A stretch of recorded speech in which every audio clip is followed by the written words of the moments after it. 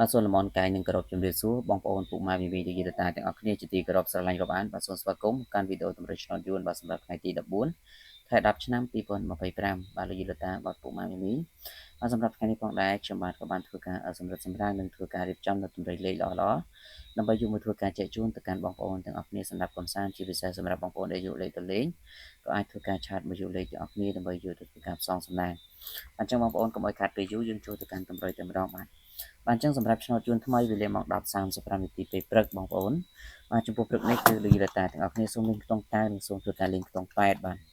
បាទចំពោះខ្ទង់តៅសូមពុកម៉ែលេងលេខ94 96បុកនៅពួក ABCD ហើយចំណែកខ្ទង់8គឺយើងយក87 89បាទដើម្បីធ្វើការបុកបាទចំពោះលោកយីតាបងប្អូនដែលមានបំណងចង់បានលេខពិសេសលេខ VIP មកមួយកន្លះឆ្នោតយួនថ្មីបងប្អូនក៏អាចធ្វើការឆាតមកសុំលេខពីខ្ញុំបានយកទៅលេងទាំងអស់គ្នាបានបាទគឺខ្ញុំបាននឹងធ្វើការផ្ដល់ជូននៅលេខតូច2គ្រាប់ហើយតម្រូវបងប្អូនធ្វើការលេងទាំង4ពួក ABCD ហើយសេវាគឺត្រឹមតែ50000រៀលទេបាទចឹងបញ្ជាក់បងប្អូនបាទឆ្នោតចិញ្ចឹមទើបយកសេវាពីបងប្អូនបាទមានតម្រូវបងប្អូនធ្វើការបងលុយបងតាក់មុនទេរីឯតម្រូវឆ្នោតយួនចាំម៉ោង4កន្លះក៏ដូចគ្នាគឺយើងមានលេខពិសេស2គ្រាប់បូក4ប៉ុកដូចគ្នាហើយសេវាត្រឹមតែ50000រៀលតែប៉ុណ្ណោះ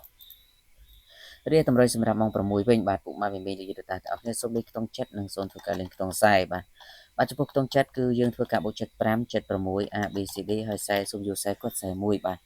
អញ្ចឹងបងប្អូនពុកម៉ែមីមីទាំងនេះគឺជាតម្រុយសម្រាប់ថ្ងៃទី14ខែ10អញ្ចឹងក៏សូមអរគុណបងប្អូនដែលបានចំណាយពេលវេលាតាមដានក៏សូមជូនពរសំណាងល្អទាំងអស់គ្នាបាទសូមគោរពលា